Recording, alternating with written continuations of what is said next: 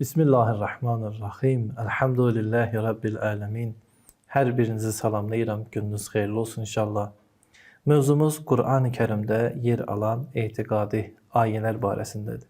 Ötən bəslərdə biz ümumi olaraq bütpərəstliyin Qur'an-ı Kərimdə yer alması məsələlərini siz əzizlərlə müzakirə etdik. Bugün isə belə bir mövzu barəsində istərdim müzakirə edəm. Qur'an-ı Kərimdə bütpərəstliyin yaranma mənşəyi nə göstərilir? Bu mövzuya keçməmişdən qabaq istərdim bir məsələni qısa olaraq xatırladım. O da bundan ibarətdir ki, bildiyimiz kimi Qur'an-ı Kərim açıq şəkildə bildirir ki, yer üzərində bəşərin ilk inancı tohid olmuş və digər inancılar tohid inancından sapmalar və azmalar nəticəsində meydana çıxmışdır.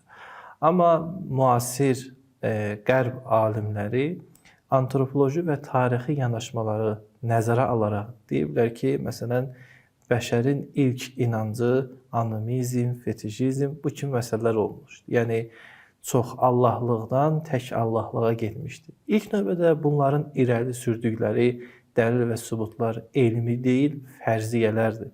Fərziyə ümumi olaraq hər hansı bir şəxsin subyektiv görüşüdür. Yəni, o müəyyən məsələləri nəzərə alaraq deyir ki, bəşərin ilk inancı aminizm olmuşdur.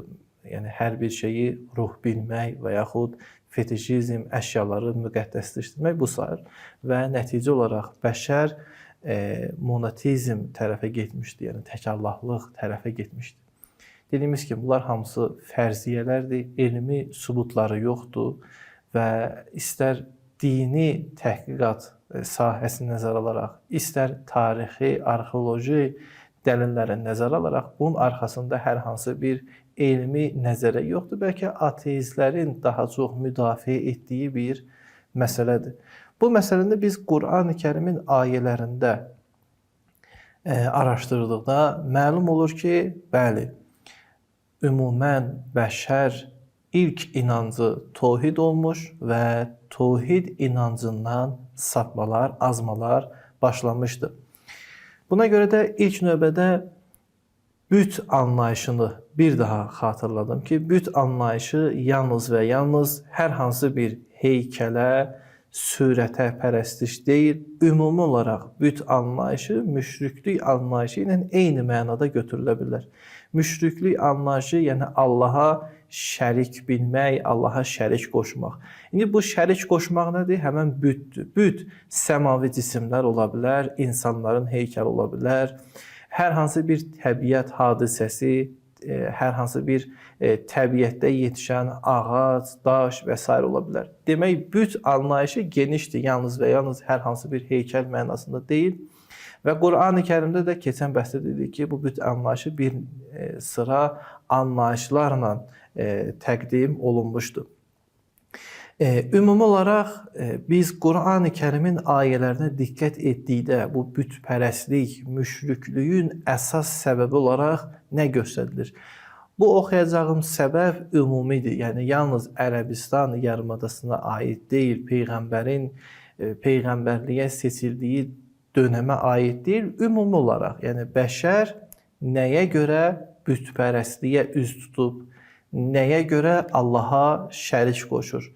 Bu məsələni biz Həzrəti Musa əleyhissalamın dilindən görürük. Bildiyiniz kimi o zaman Həzrəti Musa Bəni İsraili Fironun zülmündən xilas edir və bunlar azadlığa çıxdıqda və bir məntəqədən keçdikdə Həzrəti Musa əleyhissalama xitabən belə deyirlər.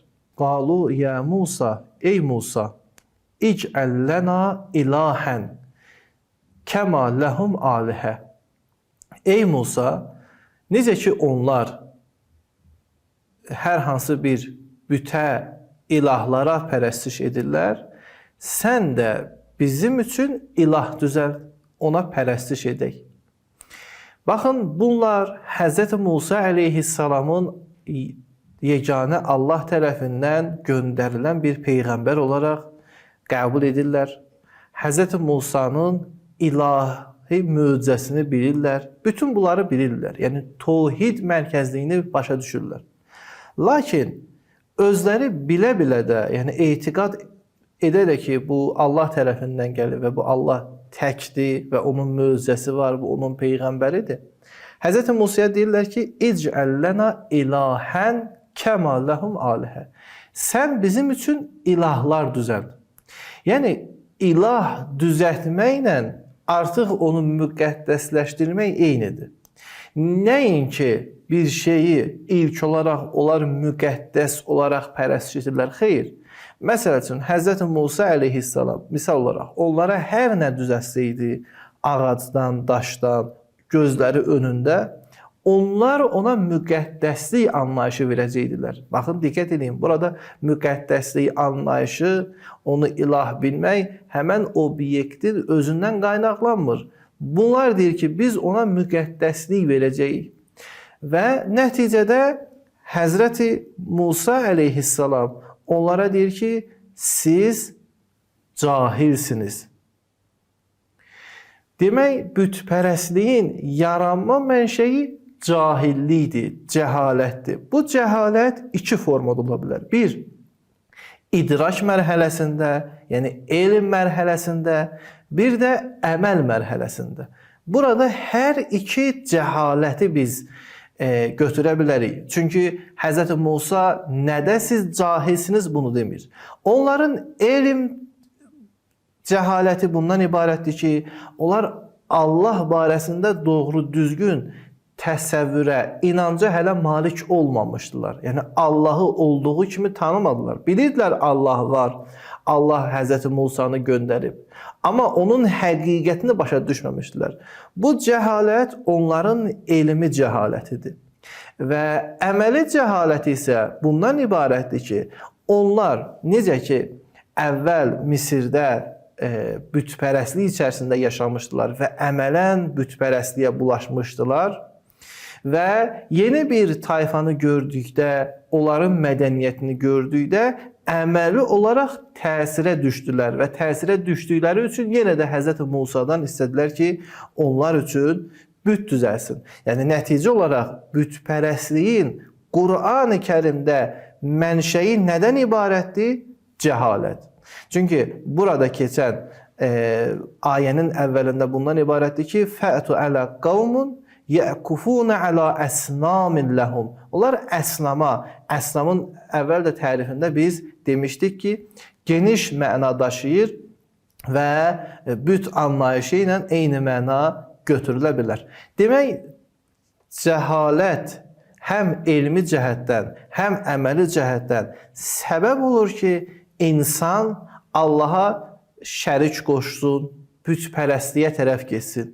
İndi buradan bizim almaq istədiyimiz nəticə bundan ibarətdir ki, müasir təhqiqatçıların bu fərziyyəsi ki, ilk insan hər hansı bir təbiəti müqəddəs bilib, müqəddəscəsinə ona pərəstiş edib, bu hər hansı bir bəşərin ilk çağı ilə formalaşmır. Yəni, bəşər hər bir zaman, yəni istər o ilk bəşər olsun, orta əsrlərdə yaşasın, miladdan əvvəl, əgər cəhalət vadisinə qədəm qoyarsa, cahilanə düşünərsə, cəhalət mühitində yaşayarsa, o istər istəməz Allaha şəriklər qoşacaq, bütpərəstliyə tərəf gedəcək. Cahillik bəşərin müəyyən bir dönəmində yaşanmış keçidi deyil. Məsələn, necə ki, bəzi tarixçilər fərzliyə əsasən bəşərin iqtisadi həyatını bölürlər daş dönəminə, tunc dönəminə, dəmir dönəminə. Cahillik bu cəhətdən bölünə bilməz. Deyə bilmərik ki, bəşərin bir dövrü var idi, orada cahil idilər. Xeyr, bu müasir insan üçün də işlənə biləcək bir sifətdir, bir xüsusiyyətdir. Həzrət Nuhun vaxtında da yaşayan insanlar üçün istifadə olunan bir sifətdir və bütün bəşəri biz ümumi olaraq nəzərə alsaq, görürük ki, bu elə bir xüsusiyyətdir ki, yalnız və yalnız müəyyən bir qrup, müəyyən bir zaman üçün keçərli deyil. Demək, bütpərəstliyin Qur'an-ı Kərimdəki yanaşmasına əsasən ilk mənşəyi cəhalətdir. Həm cəhalət bilməmək tərəfindən, həm də əməl tərəfdən. İndi növbəti sual budur ki, bu cahillik özünü hansı formalarda göstərir tam olaraq? Bu barədə inşallah gələn verilişdə siz əzizlərlə müzakirə edəcəyik. Əssalamu aleykum və rəhmətullahi və bərəkətuhu.